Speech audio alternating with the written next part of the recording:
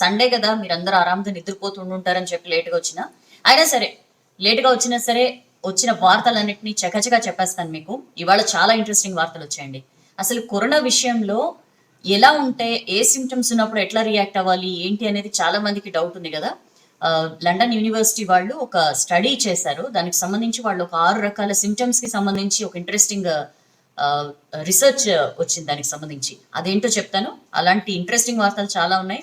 Main headlines అయితే antigen టెస్ట్‌లు పేరుకే చేస్తున్నారు. రిపోర్ట్‌లయితే ఇస్తలేరని చెప్పి మనం చాలా రోజులుగా మాట్లాడుకుంటున్నాం.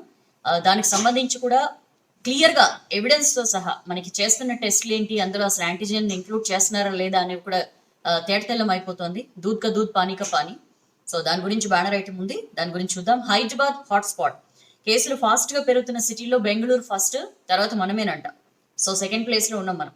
అండ్ కేసీఆర్ వారియర్స్ సీఎంపై మాట పడనివ్వని బీసీ మంత్రులు. మనం ఇప్పటిదాకా కరోనా వారియర్స్ గురించి మనకు తెలుసు.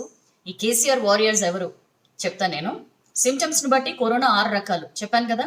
సో ఆ స్టడీ ఏంటి, ఏ రకంగా ఆ సిమ్టమ్స్ ఏంటి, దేన్ని బట్టి 6 కేటగిరీస్ చేశారు, కింగ్స్ కాలేజ్ లండన్ వాళ్ళు చేసిన స్టడీ ఏంటో చెప్తాను. ఇట్స్ క్వైట్ ఇంట్రెస్టింగ్ అండి. అండ్ సంగమేశ్వరం ప్రాజెక్ట్ టెండర్లకి ఏపీ రెడీ అవుతోంది, దానికి సంబంధించిన వార్త. కొత్త సెక్రటేరియట్ వచ్చే జూన్ నాటికి పూర్తట. దాని ప్రకారంగా అడుగులు వేస్తోంది గవర్నమెంట్, దానికి సంబంధించిన వార్త. గుప్త నిధులు లేకపోతే సీక్రెట్ గా ఎందుకు కూల్చుడు అని చెప్పి రేవంత్ రెడ్డి క్వశ్చన్ చేస్తున్నారు. సో ఇలాంటి బోలెడన్ని వార్తలు ఉన్నాయి. ఈ వార్తలన్నీ వెలుగు పేపర్లో వచ్చాయి. వీటితో పాటు నేను సౌజన్యని వచ్చాను. మీరేం చేయక్కర్లా, V6 ఫేస్బుక్ పేజ్కి లాగిన్ అయ్యి షేర్ కొట్టండి. మీ వంతుగా మీరు షేర్ కొడితే చాలు, మిగిలిందంతా నేను చూసుకుంటా. షేర్ కొట్టి ఫోన్ పక్కన పెట్టి మీరు పనుల్లో మీరు బిజీగా ఉండండి. సండే కదా, హాయిగా రిలాక్స్ అవుతూ ఉండండి. వార్తలు కూడా వినేయండి. చలో ఠీకే, నేను స్టార్ట్ చేస్తున్నా. పేరుకే యాంటీజెన్ టెస్టులు రిపోర్ట్ ఇవ్వరు, పాజిటివ్ వస్తే పట్టించుకోరు. లెక్కపత్రం లేని టెస్టులు, బులెటిన్ లెక్కలు గందరగోళం. యాంటీజెన్ లెక్క ఒకటి, రిలీజ్ చేస్తున్న లెక్క ఇంకొకటి. శుక్రవారం హైదరాబాద్ యాంటీజెన్ టెస్టులో పాజిటివ్ రేట్ 17.8%. అదే రోజు బులెటిన్ లో మొత్తం పాజిటివ్ రేట్ 9.7%. పదుల సంఖ్యలోని టెస్టులు, వందల సంఖ్యలో జనం క్యూలు. యాంటీజెన్ టెస్టులు ఇలా టెస్ట్ చేయగానే అరగంటలో రిజల్ట్ వస్తుందనగానే చాలా మంది ఊపిరి పీల్చుకున్నారు. ఎందుకంటే ఈ ఆర్టీపీసీఆర్ టెస్ట్ కి వెళ్ళడం, శాంపుల్ ఇవ్వడం, అది 3-4 రోజులకో, ఒక్కోసారి వారం రోజులకో రిజల్ట్ రావడం. ఈ లోపల మెంటల్ టెన్షన్ ఒక ఎత్తు అయితే, ఈ లోపల మనం ఎంత మందికి స్ప్రెడ్ చేస్తామో అనే భయం ఒకవైపు. సో ఇట్లా రకరకాలుగా చాలా ఇబ్బంది పడి యాంటీజెన్ టెస్ట్ రాగానే చాలా మంది రిలీఫ్ ఫీల్ అయ్యారు.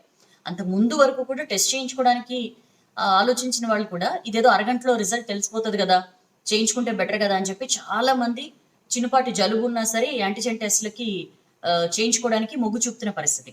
అయితే మన దగ్గర ఎట్లున్నాయంటే పదుల సంఖ్యలోనే జరుగుతున్నాయి. పోనీ ఈ టెస్ట్లు ఏమైనా ఫస్ట్ అయితే హైదరాబాద్, రంగారెడ్డి, మేడ్చల్ ఇక్కడే మాత్రమే స్టార్ట్ చేశారు. ఆ తర్వాత చాలా ఆర్భాటంగా జిల్లాల్లో కూడా స్టార్ట్ చేయాలి, ఇంకా టెస్ట్ల సంఖ్య పెంచాలి, అవి ఇవి అన్నారు. కానీ పెద్దగా అవన్నీ ఎక్కడ కనిపిస్తున్న సిచ్యువేషన్ అయితే లేదు. సో టెస్ట్లు పదుల సంఖ్యలోనే చేస్తున్నారు. బట్ జనం క్యూలు మాత్రం వందల సంఖ్యలు. నిన్న కూడా మనం మాట్లాడుకుందాం. తెల్లారికట్ట 4 గంటలకు వచ్చి లైన్లో నిలబడుతురండి. అంత దారుణంగా ఉంది పరిస్థితి. 4 గంటల నుంచి లైన్లో నిలబడితే బోల్డ్ అంత పెద్ద క్యూ ఉంటుంది. వీళ్ళు మొత్తం టెస్టులు స్టార్ట్ చేసిన తర్వాత ఎంతవరకు అయితే అంతవరకు ఎక్కువ చేయట్ల, పదుల సంఖ్యలోనే, అంటే 100 కూడా దాటని పరిస్థితి. అట్లా టెస్టులు చేస్తున్నారు. ఆ టెస్టులు చేసిన తర్వాత అయిపోయింది, మీ వంతు ఇంక రాలేదు, టెస్టులు అయిపోయాయి, మీరు రేపు రండి అని చెప్పి ఒక స్లిప్ ఇచ్చి పంపించేస్తున్నారు. సో అట్లా ఉంది యాంటీజెన్ టెస్ట్ల పరిస్థితి. కార్వాన్కు చెందిన శ్రవణ్ కుమార్ యాంటీజెన్ టెస్ట్ చేయించుకున్నాడు, పాజిటివ్ వచ్చింది. నీకేం సిమ్టమ్స్ లేవు, ఇంట్లోనే ఉండని చెప్పారు.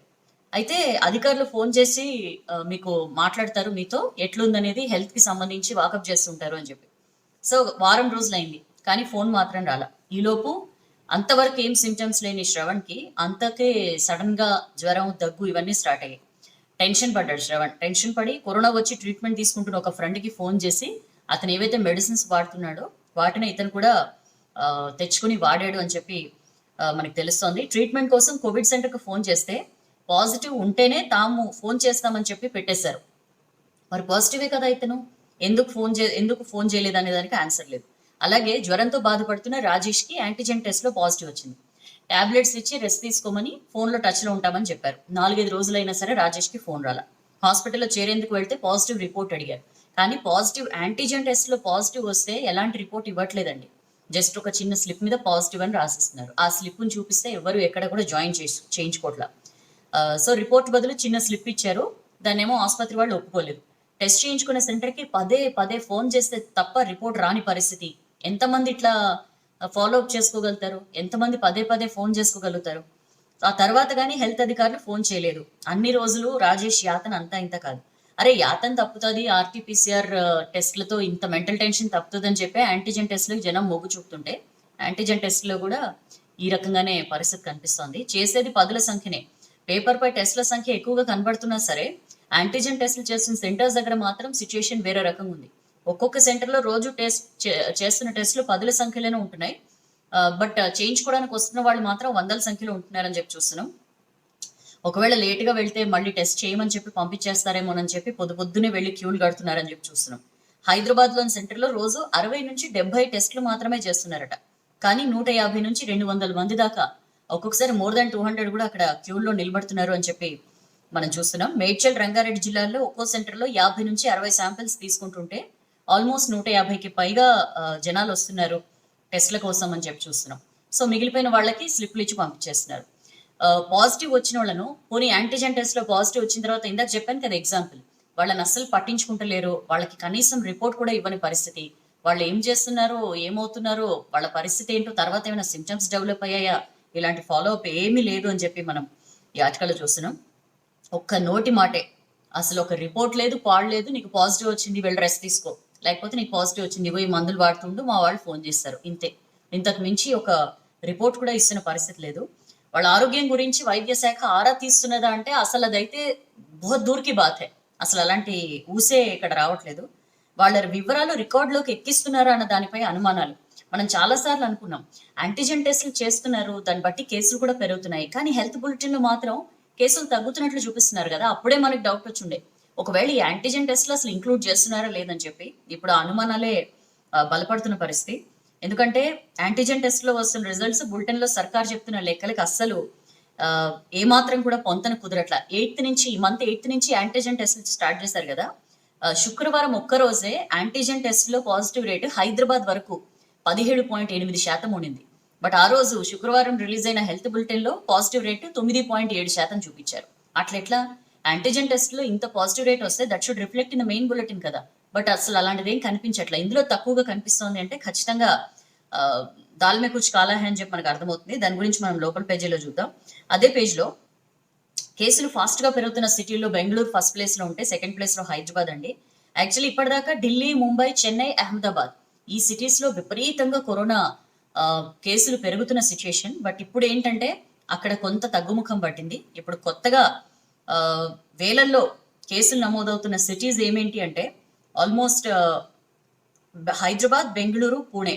ఫస్ట్ ప్లేస్ లో మాత్రం బెంగళూరు ఉంది, మనం సెకండ్ ప్లేస్ లో ఉన్నాం పూణే. ఈ ఢిల్లీ, ముంబై, చెన్నై, అహ్మదాబాద్ బాగానే ఎఫిషియెంట్ గా వీళ్ళు కంట్రోల్ చేశారు. 2 సిటీల్లో కేసులు 1,00,000 దాటిసాయి ఈ 4 సిటీలకు కలిపి. ఇంకో 2 సిటీల్లో 1,00,000కు దగ్గర అవుతున్నాయి.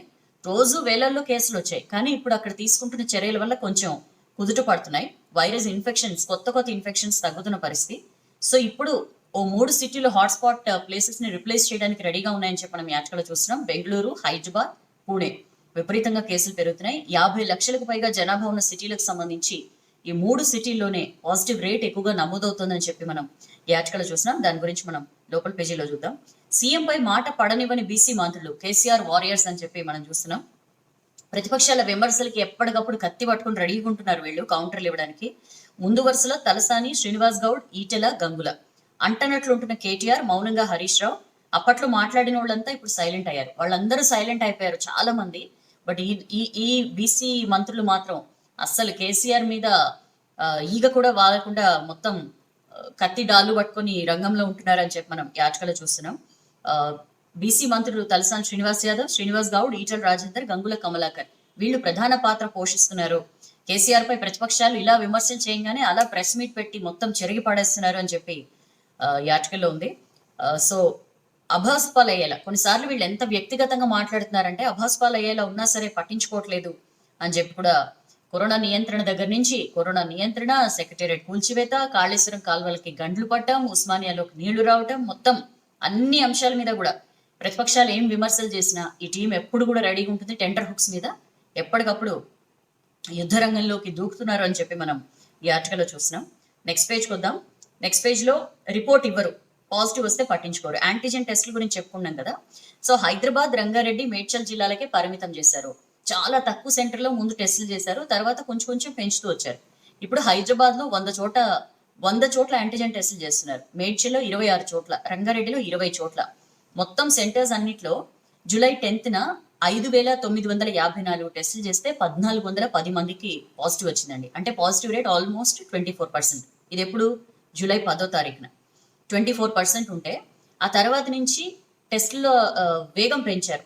అయితే టెస్టుల సంఖ్య ఎక్కువైతే జనరల్గా కూడా టెస్టుల సంఖ్య పెంచితే కేసులు కూడా ఎక్కువ రావాలి. బట్ ఇంట్రెస్టింగ్గా టెస్ట్ల నెంబర్ అయితే ఎక్కువే చూపిస్తున్నారు, బట్ కేసులు మాత్రం తగ్గుతున్నట్లు చూపిస్తున్నారు. జూలై 17th శుక్రవారం రోజు రాష్ట్రంలో 15,124 టెస్టులు చేస్తే ఆర్టీపీసీఆర్ ప్లస్ యాంటీజెన్ రెండు కలిపి 15,000కు పైగా టెస్టులు చేస్తే 1,478 మందికి పాజిటివ్ ఉన్నట్లు తేలింది. అంటే పాజిటివ్ రేట్ 9.7%. తక్కువ టెస్టులు చేసినప్పుడే కేసులు ఎక్కువ వచ్చాయి కదా, మరి ఎక్కువ టెస్టులు చేస్తే కేసులు ఎక్కువ రావాలి కదా, కానీ తక్కువ చేసి చూపిస్తున్నారు అని చెప్పి మనకు అర్థమవుతుంది. వారంలోనే 24% ఉన్న పాజిటివ్ రేటు 9.7% తగ్గడం ఏంటి? 10th అంతుంది, 24 పైగా ఉంది పాజిటివ్ రేట్. 16th 17th కల్లా ఇంత తగ్గిపోవడం ఏంటి? ఒక 1 week లోనే ఇంతలాగా పాజిటివ్ రేట్ ఎట్లా తగ్గిపోతుందని చెప్పి అధికారులు కూడా అనుమానం వ్యక్తం చేస్తున్న పరిస్థితి. ఒక్క హైదరాబాద్ జిల్లాలోనే 80 సెంటర్లలో 3,782 టెస్టులు చేశారండి, యాంటీజెన్ టెస్టులు. ఎక్కడ? హైదరాబాద్లో. Positive rate 17%. 656 మందికి కరోనా పాజిటివ్ వచ్చింది. శనివారం 4,134 యాంటీజెన్ టెస్టులు చేశారు. అందులో 698 అంటే 16.8% వచ్చింది పాజిటివ్ రేట్. మొత్తంగా ఇప్పటిదాకా హైదరాబాద్ లో 25,069 యాంటీజెన్ టెస్టులు చేశారు. 4,166 మందికి నిర్ధారణ అయింది, అంటే 16.6% పాజిటివ్ రేట్. మేడ్చల్, రంగారెడ్డి జిల్లాని కలుపుకుంటే మొత్తంగా 18.5% పాజిటివ్ రేట్ వచ్చింది. యాంటీజెన్ టెస్టులకు ముందు కేవలం RTPCR, Truenat, CB NAAT, only ఈ విధానాల్లో టెస్టులు చేశారు. అప్పుడు టెస్టులు చాలా తక్కువ, కేసులు ఎక్కువ. అప్పుడేమో పాజిటివ్ రేటు 20 నుంచి 25% దాకా నమోదైంది. ఇప్పుడు ప్రతిరోజు కూడా ఏ రోజు కూడా 15,000కి తగ్గకుండా మన దగ్గర టెస్టులు చేస్తున్నారండి. కానీ ఇప్పుడు మాత్రం విపరీతంగా పాజిటివ్ రేట్ తక్కువ చేసి చూపిస్తున్నారు అని చెప్పి మనం యాచకలో చూస్తున్నాం. ఆర్టీపీసీఆర్ టెస్టులు 5,000 ఎక్కువ, మోర్ దాన్ 10,000 యాంటీజెన్ టెస్టులు చేస్తున్నారు.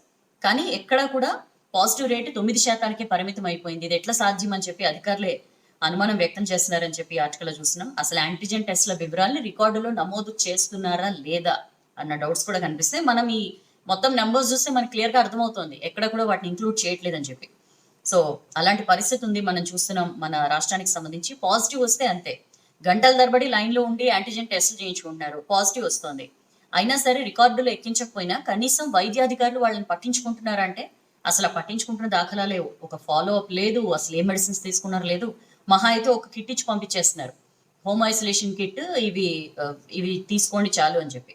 కనీసం 5% మందికి కూడా అధికారులు ఫోన్ చేయట్లేదంటే మామూలుగా ఆర్టీపీసీఆర్ విషయంలో కూడా కొత్తలో బాగుండే ఫాలో అప్, బట్ ఆ తర్వాత ఎప్పుడైతే మోర్ దాన్ 80% హోమ్ క్వారంటైన్లో ఉండమని చెప్తున్నారో అప్పటి నుంచి ఫాలో అప్ తగ్గిపోయింది. ఈ యాంటీజెన్ టెస్టుల విషయంలో మరీ దారుణంగా ఉంది. అసలు 5% మందికి కూడా అధికారులు ఫోన్ చేయట్లేదని చెప్పి చూస్తున్నాం. అది కూడా ఇందాక మనం చెప్పుకున్నాం కదా, వైద్యాధికారుల వెంటపడి ఫోన్లు చేస్తే అప్పుడు ఎవరో కొంతమందికి మాత్రం వాళ్ళు ఫోన్లు చేసి ఆరోగ్య పరిస్థితి అడుగుతున్నారు అని చెప్పి చూస్తున్నాం. వేరే ఆసుపత్రిలో ట్రీట్మెంట్ తీసుకోవాలనుకున్నా సరే వీళ్ళ దగ్గర ఏమీ రిపోర్ట్ ఉండదు, జస్ట్ పాజిటివ్ అని ఒక స్లిప్ మీద రాసిస్తున్నారు కాబట్టి రిపోర్ట్ ఉండదు, కాబట్టి వాళ్ళు అడ్మిట్ చేసుకునే పరిస్థితి. సో తెలిసిన వాళ్లకు లేదా పాజిటివ్ ట్రీట్మెంట్ తీసుకున్న వాళ్ళని అడిగి సొంతంగా వీళ్ళు మెడికేషన్ తీసుకుంటున్నారు అని చెప్పి ఈ ఆర్టికల్లో చూస్తున్నాం. సో కొందరు వివరాలు రికార్డులోకి ఎక్కకపోవడంతో లక్షణాలు లేని పేషెంట్లు ఎంచక్క రోడ్ల మీద తిరిగేస్తున్నారు వీళ్ళ నుంచి. ఎందుకంటే పాజిటివ్ అని చెప్పి ఎక్కడ రికార్డ్స్ ఉండవు. ఇదివరకంటే చాలా స్ట్రిక్ట్ గా అన్ని మెయింటైన్ చేసేవాళ్ళు, బట్ ఇప్పుడు గ్రాడ్యువల్ గా ఆ నిఘా కూడా, సర్వేలెన్స్ కూడా తగ్గిపోయింది. కాబట్టి ఏముంది పాజిటివ్ అని స్లిప్ మీద రాసిస్తున్నారు, ఇది ఎట్లయినా రికార్డ్స్ లో ఉండట్లా, నాకేం సిమ్టమ్స్ లేవు, నేను బయట తిరిగితే ఏమని చెప్పి చాలా మంది బయట కూడా తిరిగేస్తున్నారు. ఇది వైరస్ స్ప్రెడ్ కి మరింత కారణమవుతుందని చెప్పి మనం ఈ ఆర్టికల్లో చూస్తున్నాం. అదే పేజ్లో 1,284 మందికి కరోనా వైరస్. మనం చెప్పుకున్నాం కదా టెస్టులు పెంచుతున్నారు, బట్ కేసులు మాత్రం తక్కువగా కనిపిస్తున్నాయి. సో నిన్న 1,284 మందికి కరోనా వైరస్ వచ్చిందండి. గ్రేటర్లోనే 667 మందికి, జిల్లాల్లో 617 కొత్త కేసులు వచ్చాయి. సో జిల్లాల్లో కూడా కేసులు పెరుగుతున్నాయి. మహమ్మారికి నిన్న 6 బలయ్యారు. సో 8.6% అండి పాజిటివ్ రేటు. చాలా చాలా చాలా చాలా తక్కువగా కనిపిస్తోంది. వేరేజ్ యాంటీజెన్ టెస్టుల విషయంలో వేరే రకంగా కనిపిస్తోంది పాజిటివ్ రేట్. ఎనీవేస్ చూద్దాం మరి గవర్నమెంట్ దీనికి సంబంధించి క్లారిటీ ఏమైనా ఇస్తుందో. సో మొత్తం మరణాల సంఖ్య 409కి చేరింది. మన దగ్గర. అండ్ ముంబైలో రికవరీ రేట్ 70%. ఫినాన్షియల్ క్యాపిటల్ ముంబైలో కరోనా కేసుల సంఖ్య 1,00,000కి చేరువలో ఉన్నా సరే రికవరీ రేట్ చాలా అద్భుతంగా ఉందండి. ఆల్మోస్ట్ మన దేశవ్యాప్తంగా 63.2 around subject to correction 63 point something ఉంది దేశవ్యాప్తంగా పాజిటివ్ రికవరీ రేట్.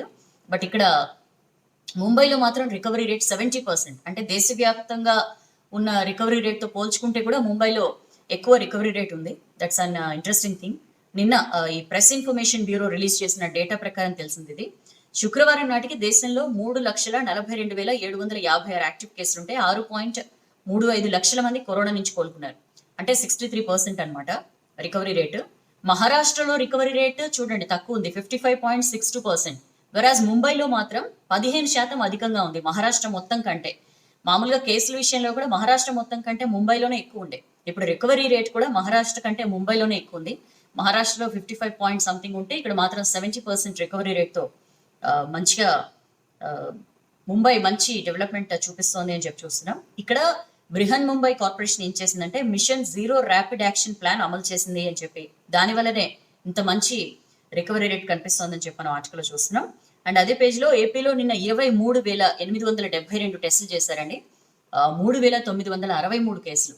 సో టెస్ట్ల సంఖ్య పెంచితే కేసులు ఎట్లా పెరుగుతాయి అని చెప్పడానికి మనకి ఏపీనే ఉదాహరణ.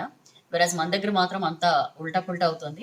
ఎనీవేస్ ఏపీలో 23,000కు పైగా టెస్టులు చేస్తే 3,000 మనం వరుసనే 3-4 రోజులు 2,500 పైగా కేసులు చూసాం కదా. నిన్న చూసారా స్పైక్ 3,963 కేసులు. ఏపీలో చాలా ఎక్కువగా కరోనా కేసులు వస్తున్నాయి. నిన్న ఒక్కరోజే 52 మంది చనిపోయారండి. That is a worrying factor.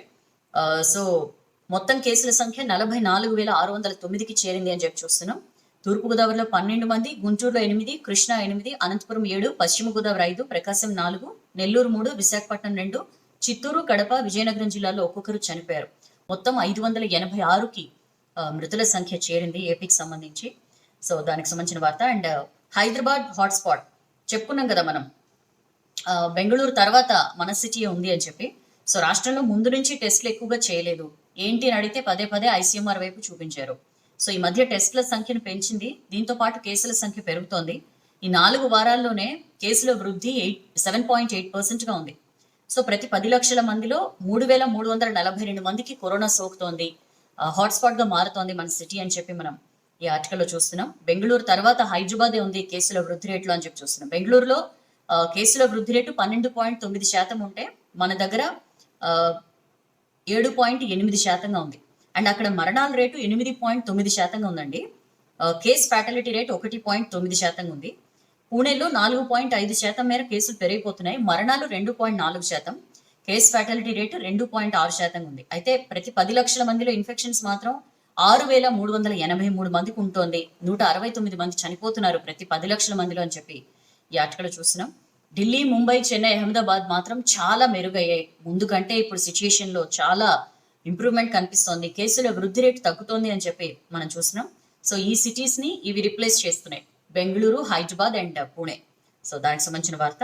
And అదే పేజ్లో దేశంలో 36,000 మొత్తం దేశవ్యాప్తంగా చూస్తే రోజు రోజుకి కొత్త రికార్డ్స్ కనిపిస్తున్నాయి కేసులు, హైయెస్ట్ కేసుల నమోదులో. నిన్న ఫస్ట్ 36,290 36,290 కేసులు. ఇప్పటిదాకా ఒకరోజు హైయెస్ట్ కేసెస్ ఇవే. ఆల్మోస్ట్ ఇది ప్రతిరోజు కూడా మనం చెప్పుకుంటున్నదే. రోజుకు మించి రోజు రికార్డులను బద్దలు కొట్టుకుంటూ మరి కేసులు నమోదవుతున్న పరిస్థితి. 543 మంది నిన్న చనిపోయారండి. మొత్తం కేసుల సంఖ్య 10,76,747. మరణాల సంఖ్య 26,828కి పెరిగింది అని చెప్పి చూస్తున్నాం. సో ఠాణే, పూణేలో కేసులు భారీగా పెరుగుతున్నాయి. పూణే గురించి మనం ఇందాక ఆల్రెడీ చెప్పుకున్నాం. ఇప్పటిదాకా హాట్స్పాట్గా ఉన్న ముంబైలో కేసులు తగ్గుతున్నాయని చెప్పి చూస్తున్నాం. సో కోలుకుంటున్న వాళ్ళ సంఖ్య పెరుగుతోంది. మనం ఆల్రెడీ రికవరీ రేట్ ముంబైలో 70% ఉంది. సో ప్రపంచంలో 1,42,81,785 మంది ప్రపంచవ్యాప్తంగా కరోనా బారిన పడ్డారు. మరణాలు కూడా ప్రపంచం మొత్తంలో 6 లక్షలు దాటిపోయాయి. మొత్తంగా 6,01,285 మంది చనిపోయారు. 85,31,655 మంది కోలుకున్నారు.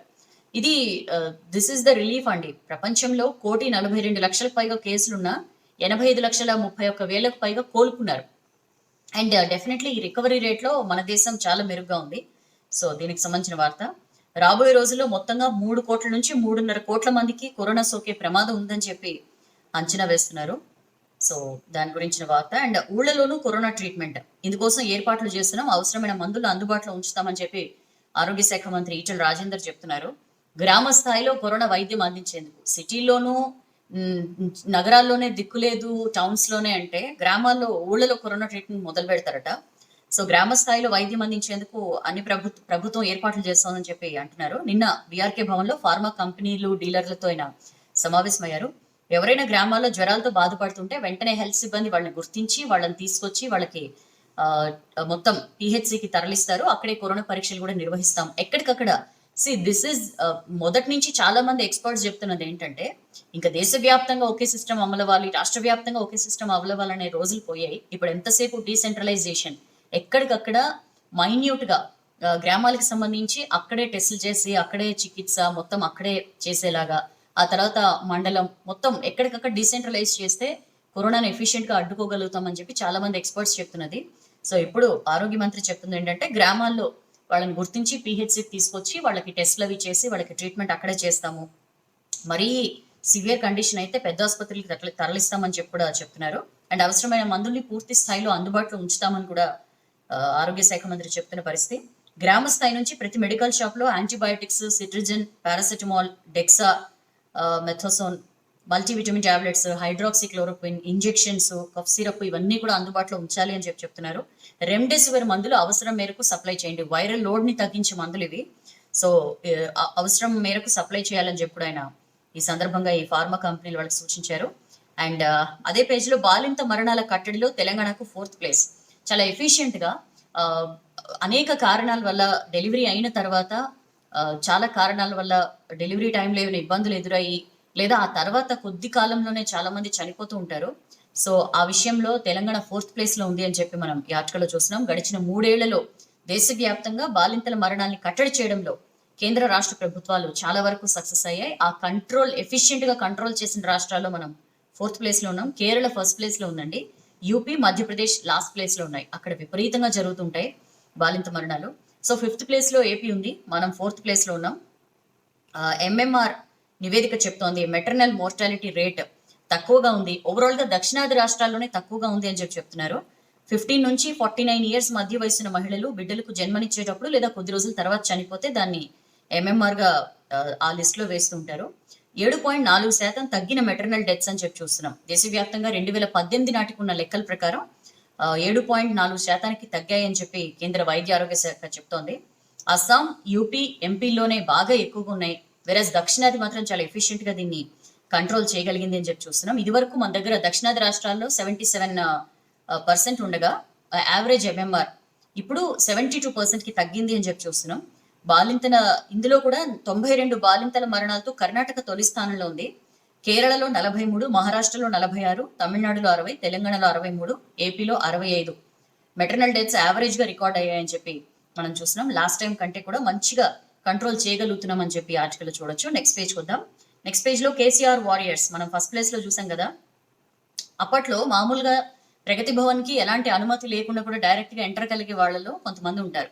అలాంటి వాళ్ళు ఎవ్వరు కూడా ఇప్పుడు పెద్దగా ముందుకు రావట్లేదు ప్రతిపక్షాల విమర్శలకి కౌంటర్ ఇచ్చేందుకు అని చెప్పి మనం ఈ ఆర్టికల్ చూస్తున్నాం. జగదీష్ రెడ్డి కానీ, హరీష్ రావు, కేటీఆర్ తో పాటు ఎమ్మెల్సీ పల్లా రాజేశ్వర్ రెడ్డి వీళ్ళందరూ 1st ప్లేస్ లో ఉండేవారు. మీడియా ముందుకు వచ్చి అపోజిషన్ పార్టీల మీద ఒక రేంజ్ లో ప్రతి విమర్శలు చేసేవారు.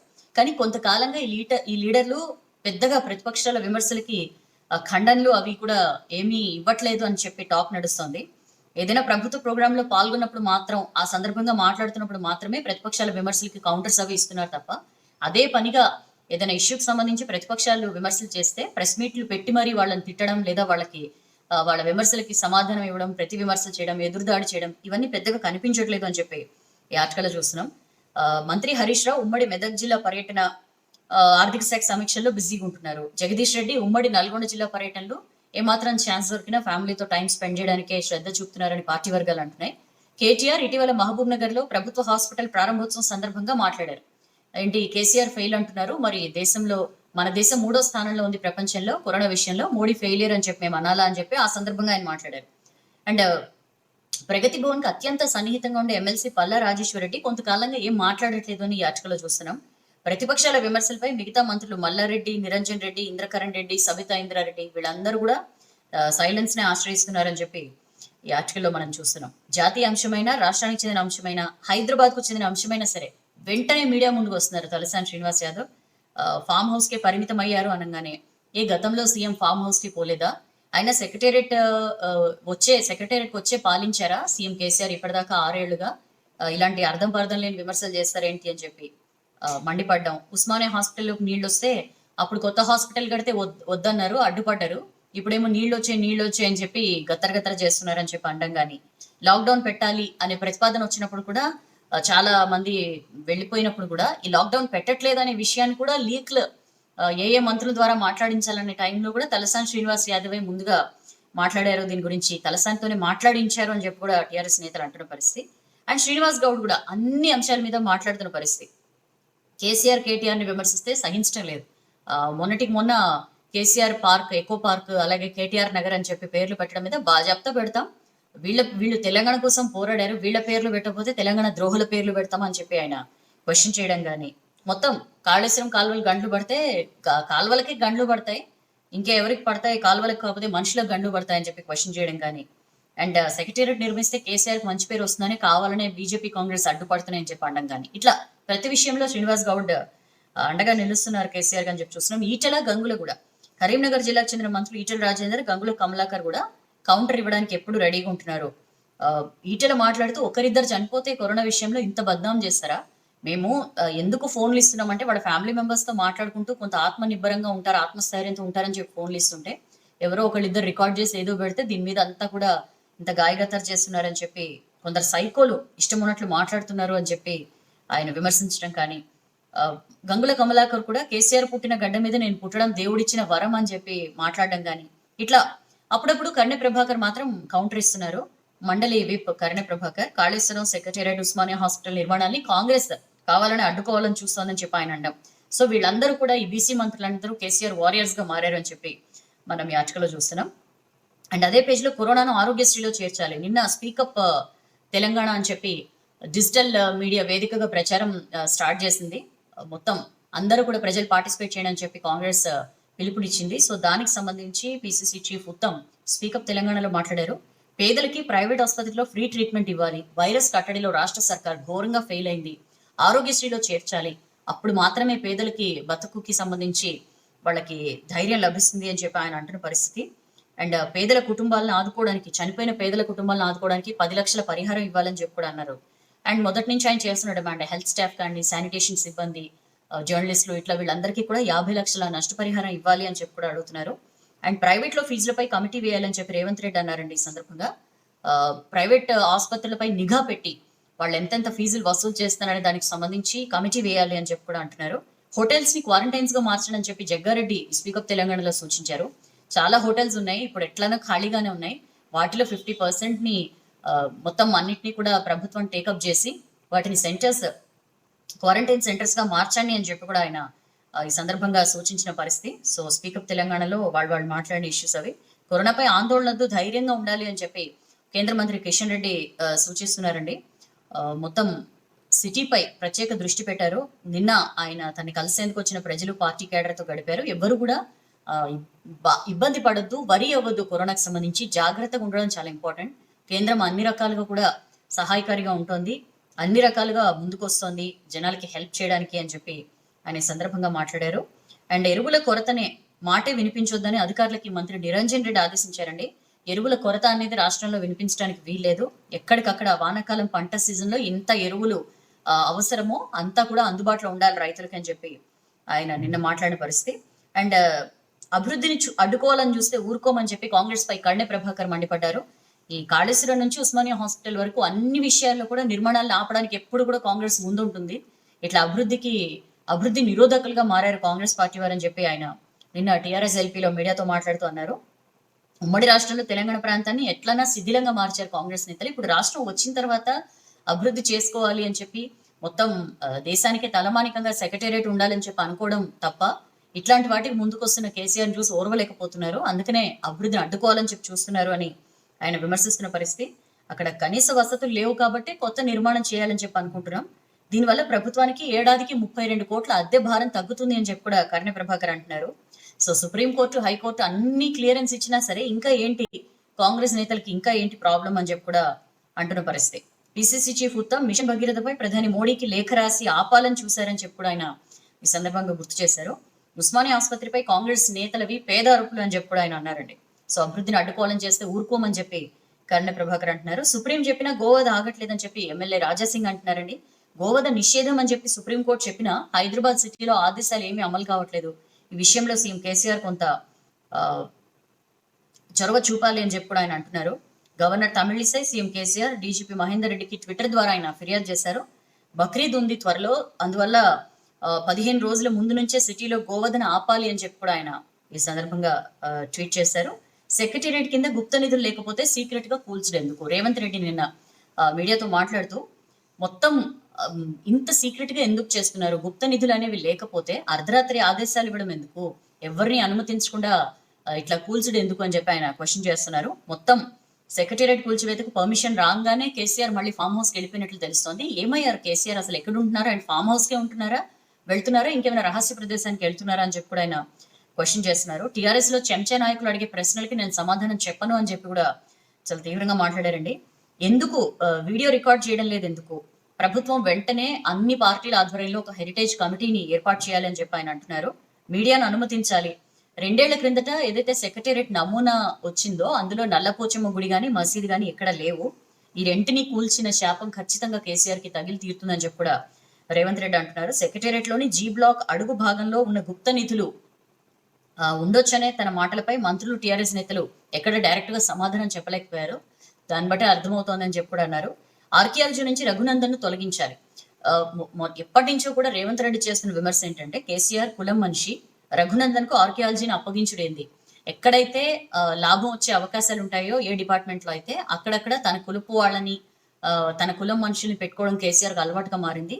వెంటనే ఈ ఆర్కియాలజీ నుంచి రఘునందన్ తొలగించాలి అని చెప్పి ఆయన అంటున్నారు. ఆర్కియాలజీ శాఖకు రఘునందన్ రావుని నియమించారు. రంగారెడ్డి జిల్లా కలెక్టర్ గా ఉన్న రఘునందన్ రావుని. ఇరిగేషన్ శాఖలో మురళీధర్ రావు తీరుగానే ఆర్కియాలజీ శాఖలో రఘునందన్ రావు తీరుంది. అందుకనే రకరకాల అనుమానాలు వస్తున్నాయి. ఎప్పుడైనా ఏదైనా దుర్మార్గానికి ప్లాన్ చేస్తే కేసీఆర్ తన కొలుపోళ్లను అక్కడ పెడుతూ ఉంటారని చెప్పి ఆరోపిస్తున్నారు. ఆర్కియాలజీని రఘునందన్ రావు చేతిలో పెట్టడం చూస్తుంటే కేసీఆర్ టార్గెట్ ఖచ్చితంగా నిజాం మిగిలిన ఆస్తుల్ని ఎట్లయినా సరే సొంతం చేసుకోవడం అనేది అర్థమవుతోందని చెప్పి కూడా ఆయన అంటున్నారు. వెంటనే రఘునందన్ రావుని తొలగించాలి అని చెప్పి కూడా ఆయన డిమాండ్ చేస్తున్నారండి. దానికి సంబంధించిన వార్త. నెక్స్ట్ పేజ్కి వస్తే, ఎరువుల వాడకంలో మన రాష్ట్రమే ఫస్ట్. హెక్టార్ కు 245 కిలోల ఎన్పికే వాడకం. మన తర్వాత బీహార్, పంజాబ్, హర్యానా. కెమికల్ ఫర్టిలైజర్స్ ఎక్కువగా వాడుతున్నారు మన రాష్ట్రంలో అని చెప్పి యాచకులు చూస్తున్నామండి. పంట పొలాల్లో మోతాదుకు మించి రసాయన ఎరువులు వాడుతున్నారు.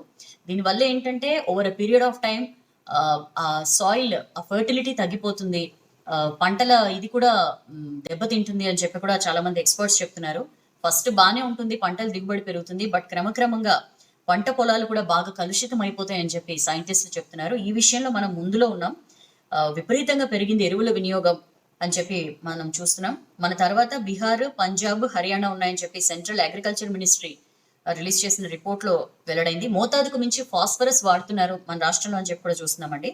హెక్టార్ కు సగటున 161 కిలోల యూరియా, 62.5 కిలోల ఫాస్ఫరస్, 20.87 కిలోల పొటాషియం వినియోగిస్తున్నారు. ఈ ఫాస్ఫరస్ ని బాగా ఎక్కువగా వాడుతున్నారు. దీనివల్ల చాలా ఇబ్బంది వస్తోంది పంట పొలాల విషయంలో కూడా అని చెప్పి చెప్తున్నారు. దీన్ని తగ్గించి పచ్చి రొట్ట, సేంద్రియ ఎరువులు ఎక్కువగా వాడాలని చెప్పి కూడా సైంటిస్టులు సూచిస్తున్నారు. సేంద్రియ ఎరువుల్ని ప్రోత్సహించాలి కేంద్రం అని చెప్పి కూడా కేంద్రం కూడా చెప్పింది. సేంద్రియ ఎరువుల్ని ప్రోత్సహించాలి, కొంత ఈ రసాయనిక ఎరువుల వాడకం తగ్గాలి అని చెప్పి సాయిల్ టెస్ట్లు అవి చేస్తున్నారు. సాయిల్ టెస్ట్లు కూడా చేసి అక్కడ ఏ ఏ పోషకాలు అవసరమో ఆ భూమిలో అని చెప్పి వాళ్ళు సజెస్ట్ చేయడం, కానీ రైతులకి ఏ ఏ ఎరువులు వాడాలనే దాని మీద కూడా వాళ్ళు సజెస్ట్ చేస్తున్నారు. రైతుల్లో దీని మీద అవగాహన కల్పించాలి రాష్ట్ర ప్రభుత్వాలు అని చెప్పి ఎప్పుడో చెప్పింది కేంద్రం.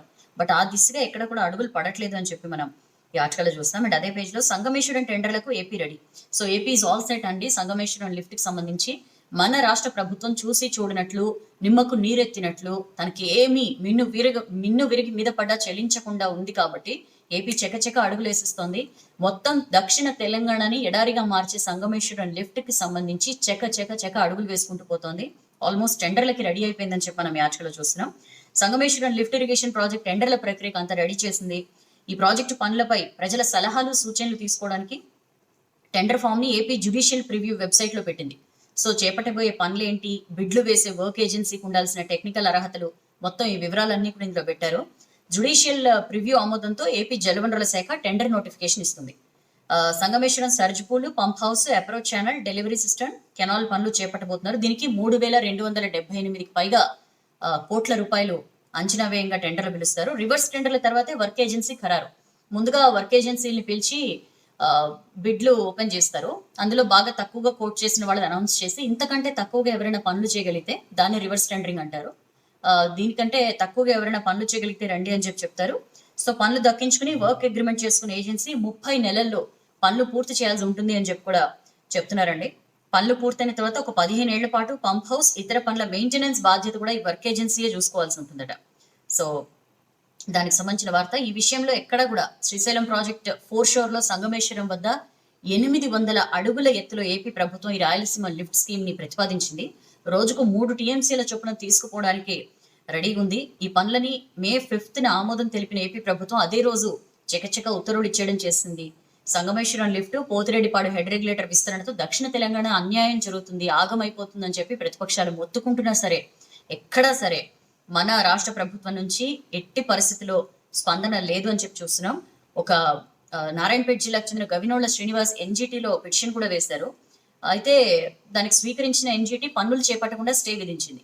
ఈ మధ్య కేసు విచారించిన ఎన్జిటి దీనికి పర్యావరణ అనుమతులు అవసరమా లేదా అనే విషయం చెప్పండి కేంద్ర అటవీ పర్యావరణ శాఖకి లెటర్ రాసింది. ఆగస్టు 11న మళ్ళీ కేసును విచారిస్తారు. సో ఆ రోజే తుది ఉత్తర్వులు వస్తాయి. ఏపీ ఈజ్ ఆల్ సెట్ అనమాట. అట్లా ఉత్తర్వులు రాగానే ఇట్లా టెండర్స్ ప్రక్రియ స్టార్ట్ చేసేయాలి అని చెప్పి చాలా దూకుడుగా ఉంది. కానీ తెలంగాణ సర్కార్ మాత్రం ఎక్కడ ఈ విషయంలో ఆపడానికి ప్రయత్నం చేయట్లా. సుప్రీంకి వెళ్తామని చెప్పి కూడా మధ్య సీఎం కేసీఆర్ అన్నారు. బట్ దాని గురించి కూడా ఒక్క అడుగు కూడా ముందుకు పడని సిచ్యువేషన్. దానికి సంబంధించిన వార్త. మిడ్ డే మీల్స్ సరుకుల్ని స్టూడెంట్లకే ఇవ్వండి అని చెప్పి సిపిఎం కార్యదర్శి తమ్మినేని వీరభద్రం ఒక ప్రకటనలో కోరారండి. ఇప్పుడు ఎలాగో స్కూల్స్ అవి లేవు కాబట్టి పిల్లలు పోషకాహారానికి దూరం కాకుండా మిడ్ డే మీల్ సరుకుల్ని స్టూడెంట్స్ కి ఇవ్వండి అని చెప్పి ఆయన చెప్తున్నారు. అండ్ జూన్ 2 నాటికి కొత్త సెక్రటేరియట్. సో శ్రావణ మాసంలో ఈ 21 నుంచి స్టార్ట్ కాబోతోంది కాబట్టి శ్రావణ మాసంలో నిర్మాణ పనులు స్టార్ట్ చేసి వచ్చే జూన్ 2 కల్లా రాష్ట్ర ఆవిర్భావ దినోత్సవం రోజు కొత్త సెక్రటేరియట్ ని ఓపెన్ చేయాలి అని చెప్పి ఆలోచిస్తున్నారు. 12 ఫ్లోర్లు ఉన్న ఎల్ బ్లాక్లను పెద్ద పెద్ద మెషిన్లతో కూల్చేస్తున్నారు. ఈ సోమవారం కల్లా అంటే రేపటి కల్లా కూల్చివేత పనులన్నీ ఖతం చేయాలని చెప్పి కూడా టార్గెట్ గా పెట్టుకున్నారు. సో ఈ సెక్రటేరియట్ కూల్చివేత పూర్తయిన తర్వాత లేదా కొత్త సెక్రటేరియట్ నిర్మాణ పనులు స్టార్ట్ అయ్యే ముందు ఎప్పుడైనా సరే సీఎం కేసీఆర్ ఒకసారి సెక్రటేరియట్కి వచ్చే అవకాశాలు ఉన్నాయని చెప్పి కూడా అధికార వర్గాలు చెప్తున్నారు. స్పెషల్ ఫోకస్ పెట్టారండి సీఎం కేసీఆర్. ఎట్లయితే ఈ మెయిన్ గా సీసీ కెమెరాల ద్వారా పనుల పర్యవేక్షణ ఎలా చేశారో, కాళేశ్వరం ప్రాజెక్టు పూర్తయ్యేంత వరకు ఎంత అటెంటివ్ గా ఉండి ఎప్పటికప్పుడు సమీక్షలు నిర్వహించి అధికారులకు ఆదేశాలు జారీ చేస్తూ ఎట్లయితే పనిచేస్తారో అట్లానే కొత్త సెక్రటేరియట్ విషయంలో కూడా చాలా పట్టుదలగా ఉన్నారు సీఎం కేసీఆర్. ఎప్పటికప్పుడు అన్ని విషయాల్ని అధికారులతో చర్చిస్తున్నారని చెప్పి మనం ఈ ఆర్టికల్లో చూస్తున్నాం. అండ్ ఈఎస్ఐ హాస్పిటల్లో గవర్నర్ తనిఖీ. నిన్న కరోనా పేషెంట్లకి ట్రీట్మెంట్ లో ప్లాస్మా థెరపీ మంచి ఫలితాలు ఇస్తోంది అని చెప్పి గవర్నర్ తమిళిసై సౌందరరాజన్ అన్నారండి. సో కరోనా నిరోధక యాంటీబాడీలు సరైన మోతాదులో ఉన్నవారు ఖచ్చితంగా ప్లాస్మా దానానికి ముందుకు రావాలి. రికవర్ అయిన ఒక్కరు ప్లాస్మా దానం చేస్తే దానివల్ల 2 ప్రాణాలు నిలబెట్టిన వాళ్ళు అవుతారు అని చెప్పి ఈ సందర్భంగా అన్నారు. Hyderabad Sanath Nagar ESI medical college లో కొత్తగా ప్లాస్మా బ్లడ్ బ్యాంక్ ఏర్పాటు చేశారు. అక్కడికి వచ్చారు గవర్నర్. మొత్తం అక్కడ అంతా సన్నద్ధత కానీ లేకపోతే అక్కడ సౌకర్యాలు వీటన్నిటి మీద కూడా ఆమె అడిగి తెలుసుకున్నారు. ఈ ప్లాస్మా డొనేషన్ లో ఎలాంటి అపోహలు భయాలు అవసరం లేదు. చాలా చక్కగా ఇది చాలా ఆరోగ్యకరమైన పనే. ఎందుకంటే గవర్నర్ కూడా డాక్టర్ కాబట్టి ఆవిడ స్వయంగా చాలా మందికి ధైర్యం చేకూర్చేలా మాట్లాడారు. ఖచ్చితంగా ప్లాస్మా డొనేషన్ కి ముందుకు రావాలి అని చెప్పి కూడా ఆమె సందర్భంగా కోరారు. దానికి సంబంధించిన వార్త. అండ్ ఆగస్ట్ లో కొన్ని ఎంట్రన్స్ టెస్టులు నిర్వహించాలని చెప్పి ప్లాన్ చేస్తున్నారండి. ఆగస్ట్ 4 నుంచి 14 వరకు, 24 నుంచి 28 వరకు మాత్రమే స్లాట్స్ ఉన్నాయి. ఆ టైంలో కొన్ని ఎంట్రన్స్ టెస్టులు నిర్వహించి సెప్టెంబర్, అక్టోబర్లో మిగతా పరీక్షలు నిర్వహించాలి అని చెప్పి ఉన్నత విద్యా మండలి ఆలోచనలు చేస్తోంది. బట్ దానికోసం ఇంకా విద్యావేత్తలతో సమావేశం నిర్వహించాలని చెప్పి చూస్తున్నారు. చూద్దాం ఏం జరుగుతుందో. వానలు మస్తు కొడుతున్నాయి. లాస్ట్ ఇయర్ ఈ టైంకి 37% లోటు వర్షపాతం ఉండేనండి. బట్ ఈ సీజన్ లో ఇప్పటికే 31% ఎక్కువ వర్షపాతం నమోదవుతోంది. మంచిగా ఉన్నాయి వర్షాలు, చక్కగా కురుస్తున్నాయి. నారాయణపేట, వనపర్తి, గద్వాల్ జిల్లాలో అత్యధికం. పొలం పనుల్లో బిజీగా రైతులు. వర్షాలు బాగా కురుస్తున్నాయి. అటు ప్రాజెక్టులు కూడా మంచి జలకళ సంతరించుకుంటడంతో ఇంకా రైతన్న ఫుల్ మస్తు బిజీగా సాగు పనుల్లో ఉన్నారు అని చెప్పి చూస్తున్నాం. పోయినేడాది ఇదే సమయానికి 46.61 లక్షల ఎకరాల్లో సాగు జరిగింది. ఈసారి ఏకంగా ఈ టైంకి 72 లక్షల ఎకరాల్లో పంటలు వేశారు రైతులు అని చెప్పి మనం యాక్చువల్గా చూడొచ్చు. ఇక శ్రీశైలం ఎట్ 60 టీఎంసీస్ 3 రోజుల్లోనే 20 టీఎంసీలకు పైగా వరద వచ్చిందండి శ్రీశైలం ప్రాజెక్టులో. నీటి నిల్వ 60 టీఎంసీలకు పెరిగింది. ఈ నెల 17న సాయంత్రం జూరాల నుంచి 15,000 క్యూసెక్లకు పైగా ప్రవాహం ప్రాజెక్టులోకి వచ్చింది. 3 రోజుల్లోనే మొత్తం 60 టీఎంసీలకు చేరుకుందని చెప్పి చూస్తున్నాం. జూరాలకి 84,000 క్యూసెక్లు నిలకడగా అక్కడ ఆల్మట్టి ఎగువ ఆల్మట్టి ప్రాజెక్టుకు నిలకడగా వరద కొనసాగుతోంది. సో దాని ప్రభావం కింద ప్రాజెక్టుల మీద కనిపిస్తోంది. ఎస్ఆర్ఎస్పి కూడా నిలకడగా గోదావరి బేసిన్ ఎస్ఆర్ఎస్పికి మొన్నటిదాకా కొంచెం తక్కువ ఉందని చెప్పుకున్నాం. ఇప్పుడు కొంత నిలకడ వచ్చింది. నిలకడగానే వరద వస్తోంది అని చెప్పి చూస్తున్నాం. శనివారం 8,630 క్యూసెక్ల ఇన్ఫ్లో ఉండగా 1,244 క్యూసెక్ల నీటిని కాల్వలు లిఫ్ట్ల ద్వారా వదులుతున్నారు అని చెప్పి ఈ ఆర్టికల్లో చూడొచ్చు. అండ్ నెక్స్ట్ పేజ్కి వస్తే ఊపిరి కోసం ఫిజియోథెరపిస్ట్ల సాయం. కరోనాతో బ్రీతింగ్ లంగ్స్ ప్రాబ్లమ్స్ వస్తున్నాయి కదా, చాలా చోట్ల మనం చూస్తున్నాం. మాక్సిమం హాస్పిటల్స్ లో అడ్మిట్ అవుతున్న వాళ్ళు కూడా ఊపిరి అందక, లేకపోతే హాస్పిటల్స్ లో అడ్మిట్ అయిన తర్వాత కూడా నేను ఊపిరి తీసుకోలేకపోతున్నాను అన్న కంప్లైంట్స్ మనం చాలా వరకు చూసాం కదా. సో ఫిజియోథెరపిస్ట్లను కన్సల్ట్ అవుతున్న సిటిజన్స్ లో ఇది ఊపిరి రిలేటెడ్ ఇష్యూ కాబట్టి ఫిజియోథెరపిస్ట్లని ముందుగానే కన్సల్ట్ అవుతున్నారు. వాళ్ళ లంగ్స్ ప్రాబ్లమ్స్, బ్రీతింగ్ ప్రాబ్లమ్స్ లేకుండా ముందు నుంచే ఫిజియోథెరపిస్ట్ల సలహాలు సూచనలు ఫాలో అవుతున్నారు. బ్రీతింగ్ ఎక్సర్సైజ్లు అవి చేస్తున్నారు సిటిజన్స్ అని చెప్పి మనం ఈ ఆర్టికల్లో చూస్తున్నాం. ఎమర్జెన్సీ కేసులో డాక్టర్లను సంప్రదించాకే థెరపీ. మామూలుగా ఏం చేస్తున్నారంటే బ్రీతింగ్ ఎక్సర్సైజ్ల మీద ఇంట్రెస్ట్ పెడుతున్నారు. అందుకనే ఫిజియోథెరపిస్ట్ని కన్సల్ట్ చేసి ఏం చేయాలి, సర్టిఫైడ్ ఫిజియోథెరపిస్టులు హోమ్ ఫిజియోథెరపీ కూడా చేస్తున్నారట. కొంతమంది ఏజ్ ఓల్డ్ పీపుల్ ఉండడం, లేకపోతే వేరే వేరే కోమార్బిడిటీస్ ఉన్న వాళ్ళు ఎవరైనా సరే ఇంట్లో ఉంటే ఫిజియోథెరపిస్ట్ని ఇంటికి పిలిపించుకుని మరీ వాళ్ళు ఫిజియోథెరపీ చేయించుకుంటున్నారు అని చెప్పి చూస్తున్నాం. ఒక్కో థెరపీ అరగంటకు పైగానే పడుతోంది. సిమ్టమ్స్ ఉండి కరోనాతో ఇబ్బంది పడుతుంటే మాత్రం డాక్టర్ సలహా తీసుకుని లేదా వీడియో కాల్స్ ద్వారా బ్రీతింగ్ అండ్ లంగ్స్ ఎక్సర్సైజ్ చేస్తున్నారు. ఒక్కో థెరపీకి 10 నిమిషాల నుంచి గంట పైన ఉంటుంది అని చెప్పి మనం చూసినాం. జనరల్ గా కూడా ఫిజియోథెరపిస్ట్ చెప్తున్నది ఏంటంటే ప్రాణాయామం, ఈ బ్రీతింగ్ ఎక్సర్సైజ్ చేయడం వల్ల కొంత బ్రీతింగ్ మెరుగుపడుతుంది అండ్ లంగ్స్ కూడా కరెక్ట్ అమౌంట్ లో ఆక్సిజన్ ని పంప్అవుట్ చేయగలుగుతాయని చెప్పి కూడా చెప్తున్నారు. సో జనం టెన్షన్ పడుతున్నారు, అందుకనే ఫిజియోథెరపిస్ట్లకి ఎక్కువగా డిమాండ్ పెరిగిందని చెప్పి కూడా మనం చూసినాం. అయితే ఫిజియోథెరపీ ఎక్స్పర్ట్ సాయి శిరీష్ చెప్తున్నది ఏంటంటే ఫిజియోథెరపీ చేయడానికి వెళ్లే ముందు పేషెంట్ కి జ్వరం కానీ ఇతర సిమ్టమ్స్ కానీ ఉన్నాయా లేదా అని చెప్పి చూస్తాం. ఏజ్డ్ పర్సన్స్ కి కూడా డాక్టర్స్ ని కన్సల్ట్ కావాలని చెప్తున్నాం. బ్రీతింగ్ ప్రాబ్లం ఉంటే కరోనా టెస్ట్ చేయించాక రిజల్ట్స్ ను బట్టి థెరపీ ఎక్సర్సైజులు చేయిస్తున్నాం. మరీ సివియర్ గా ఉంటే వీడియో కాల్స్ లో ఎక్స్ప్లెయిన్ చేస్తున్నాం అని చెప్పి కూడా చెప్తున్నారు. ప్రాణాయామంతో పాటు యోగా అండ్ తీసుకునే ఫుడ్, మెడిసిన్స్, సీజన్ ఇవన్నీ చూసిన తర్వాతనే స్టార్ట్ చేస్తున్నాము ఈ ఫిజియోథెరపీ అని చెప్పి కూడా ఫిజియోథెరపిస్టులు చెప్తున్న పరిస్థితి. దానికి సంబంధించిన వార్త. అండ్ మిలిటరీ రోడ్లు మళ్లీ బంద్, సమాచారం లేక స్థానికుల ఇబ్బంది. కంటోన్మెంట్ బోర్డు పరిధిలో కాలనీలు, బస్తీ వాసులకి మళ్లీ ఇబ్బందులు అండి. పాపం వీళ్ళకి ఎప్పుడు కష్టాలే. ఉన్నట్టుండి సడన్ గా రోడ్ ని బంద్ పెట్టారంట. ఈ మధ్య నెలపాటు మిలిటరీ రోడ్లు మూసేశారు, ఇప్పుడు మళ్లీ బంద్ పెట్టారు. ఈ నెల 28 వరకు మూసేస్తున్నట్లుగా నోటీస్ బోర్డులు పెట్టారు. ఉదయం తెరుచున్న గేట్లు సడన్ గా మధ్యాహ్నానికి బంద్ అయ్యాయి. చాలా తిప్పలు పడుతూ తిరిగి మళ్ళీ ఇళ్లకు వెళ్ళారని చెప్పి మనం చూస్తున్నాం. ఇక నెక్స్ట్ పేజ్కి వస్తే కరెంట్ ఆఫీసర్లను కట్టేసిండ్రు, మనం కోతలు పట్టించుకోరు, బిల్లు ఎక్కువ వేస్తున్నారని గ్రామస్తులు ఆగ్రహం వ్యక్తం చేస్తూ, ప్రజల నుంచి ఎప్పుడైనా సరే తిరుగుబాటు వస్తే ఎలా వస్తుందో మనకి ఈ ఫోటోలు చూస్తే అర్థమవుతుంది. మెదక్ జిల్లా ముస్లాపూర్లో కరెంట్ కోతలపై మేము ఎంత కంప్లైంట్ చేసినా పట్టించుకుంటలేరు, బిల్లు వేసేసి ఎడాపెడ అది వసూలు చేసుకోవడానికి మాత్రం ముందుంటున్నారు అని చెప్పి కరెంట్ ఎలక్ట్రిసిటీ ఎంప్లాయీస్ ని గ్రామస్తులు నిర్బంధించారు అని చెప్పి మనం యాత్రలో చూసాం. మెదక్ జిల్లా అల్లాదుర్గం మండలం ముస్లాపూర్ లో నిన్న జరిగింది ఘటన. దానికి సంబంధించిన వార్త. అండ్ రైతుల్ని భూముల్లోకి పోనీయట్లే, హైవే 65 పక్కన ఉన్న స్థలాల్లోకి వెళ్లకుండా ట్రంచ్ కొడుతుండ్రు అని చెప్పి మనం ఈ ఆర్టికల్ చూస్తామండి. హైదరాబాద్ విజయవాడ హైవే వెంట ఎక్కడ చూసినా గుంతలే కనిపిస్తున్నాయి. రైతులు, భూ యజమానులు, వ్యాపారులు గగ్గోలు పెడుతున్నారని చెప్పి ఈ ఆర్టికల్లో చూస్తున్నాం. మామూలుగా దేశంలో ఏ హైవే నుంచి అయినా సరే వ్యాపార సంస్థలు కానీ, కంపెనీలు, రైతులు ఎవరైనా సరే రోడ్డు దిగి తమ స్థలాల్లోకి వెళ్ళాలంటే compulsory highway authority, national highway authority నుంచి అనుమతి తీసుకోవాలి. రోడ్లను ఎక్కడ పడితే అక్కడ అడ్డదిడ్డంగా తవ్వొద్దు, హైవే పైకి వెళ్లే వాహనాలకు ఎలాంటి ఇబ్బందులు కలగకుండా, ప్రమాదాలు జరగకుండా తగిన జాగ్రత్తలతో ఆ దారికి అనుమతులు ఇవ్వాలి అనేది NHAI ఉద్దేశం అనమాట. దీన్ని 2013లో దీనికి సంబంధించి గైడ్ లైన్స్ కూడా రిలీజ్ చేసింది కేంద్రం. అయితే అన్ని హైవేలకి దానికి సంబంధించి అనుమతులు ఇస్తున్నారు. రైతులు దారికి అనుమతులు తీసుకోవాలంటే లక్షల్లో ఖర్చు అవుతుంది. ఆ ఖర్చుని రైతులు భరించలేకపోతున్నారు. సో చాలా చోట్ల వారి భూముల్ని మినహాయిస్తున్నారని చెప్పి చూస్తున్నాం. దేశంలో ఎక్కడా కూడా రైతులు భూముల్లోకి వెళ్లకుండా అడ్డుకున్న దాఖలా లేవు. వెరాజ్ మన NH 65 ఈ హైవే పైన మాత్రం చాలా కొత్తగా ఈ ఒక సిస్టమ్ కనిపిస్తోంది అని చెప్పి మనం ఈ ఆర్టికల్లో చూస్తున్నాం. ఈ రహదారి వెంటున్న భూములున్న రైతులు, కంపెనీలు, ఫామ్ హౌస్లు, హోటల్స్, ప్రైవేట్ స్థలాల యజమానులు ఎవరైనా సరే భూముల్లోంచి హైవే ఎక్కాలంటే అనుమతులు తీసుకోవాలి అని చెప్పి ఉత్తర్వులు జారీ చేసిన ఎన్హెచ్ఏఐ అని చూస్తున్నాం. ఇదిగాక 4 లేన్ల రోడ్డుగా విస్తరించిన యాదాద్రి భువనగిరి జిల్లా చౌటుప్పల్ మండలం మల్కాపురం నుంచి కృష్ణా జిల్లా నందిగాం వరకు 171 కిలోమీటర్స్ మేర హైవే 65 వెంటున్న భూములు, వీటన్నిటికీ సంబంధించి దారులు ఏవైతే ఉన్నాయో వేటికి కూడా అనుమతులు లేవు, తొలగించాలి అని చెప్పి ఆ కాంట్రాక్ట్ సంస్థ జిఎంఆర్కి ఆదేశాలు ఇచ్చింది. సో నిత్యం రాకపోకలు సాగించే హోటల్స్, కంపెనీలను కూడా చూడకుండా రోడ్ల పక్కన గుంతలు తవ్వేశారని చెప్పి వీళ్ళందరూ కూడా ఆ, ఆవేదన వ్యక్తం చేసిన పరిస్థితి. సో దానికి సంబంధించిన వార్త. అండ్ అదే పేజ్లో చనిపోయినప్పుడు నెగిటివ్ అన్నారు, తెల్లారే పాజిటివ్ అని చెప్పిండ్రు. పీపీఈ కిట్ లేకుండా డెడ్ బాడీ అప్పగింత, కుండపట్టిన కొడుకుకు టెస్టులో పాజిటివ్, రిపోర్టులో ఎంజీఎం ఆఫీసర్ల నిర్లక్ష్యం. వరంగల్ ఎంజీఎం కోవిడ్ బాధ్యతలు చూసిన అధికారుల అలసత్వం ఎంతో మందిని టెన్షన్ పెడుతోందండి.